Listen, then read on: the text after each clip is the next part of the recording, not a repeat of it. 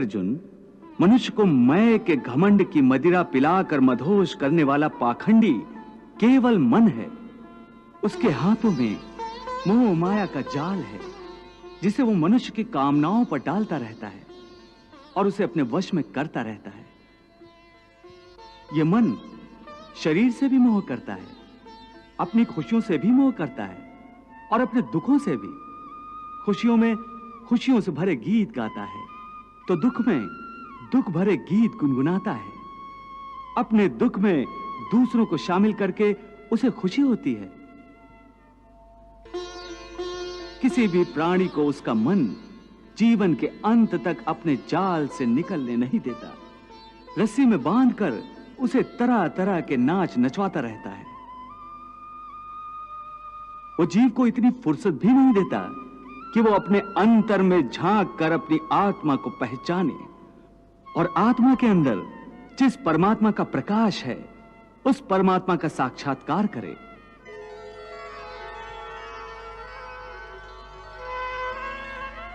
हे पार्थ, प्राणी के लिए आवश्यक है कि प्राणी अपने मन को काबू में करके अपने अंतर में झांक कर आत्मा को देखे। तब उस आत्मा के अंदर उसे परमात्मा का प्रकाश स्पष्ट दिखाई देगा। उसी को परमात्मा का साक्षात्कार कहते हैं।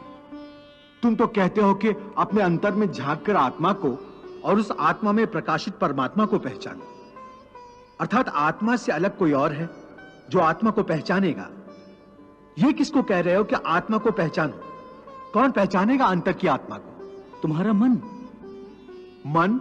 हां, तुम्हारा मन।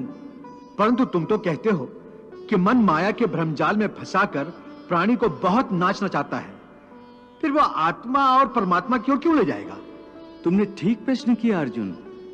उसका उत्तर यह है कि जब तक तुम अपने आप को मन और विषयों के अधीन रहने दोगे, तब तक वो तुम्हें नाच नचाता रहेगा। हे पार्थ, मनुष्य का शरीर एक रथ की भांति है।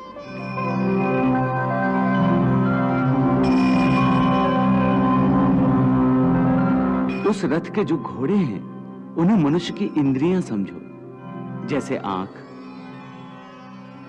नाक,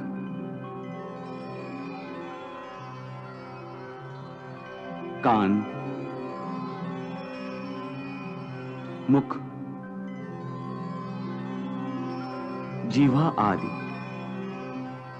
उन इंद्रियों को, घोड़ों को जो सारथी चलाता है, वो सारथी ही मन है। और उस रथ में बैठा हुआ जो उस रथ का स्वामी है, वही आत्मा है।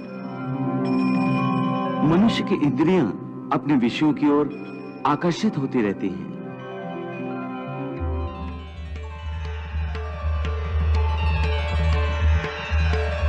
और उसका मन इंद्रियों को उनके विषयों की ओर ही दौड़ाता रहता है।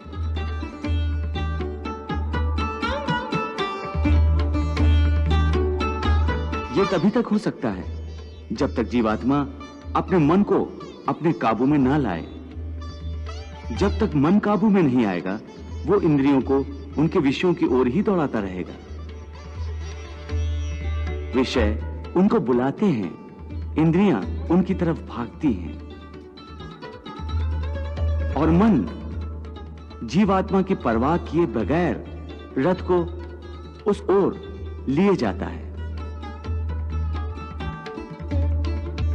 परंतु जब तुम स्वयं मन के अधीन न रहकर मन को अपने अधीन कर लोगे, तो वही मन एक अच्छे सारथी की तरह तुम्हारे शरीर रूपी रथ को सीधे प्रभु के चरणों में ले जाएगा।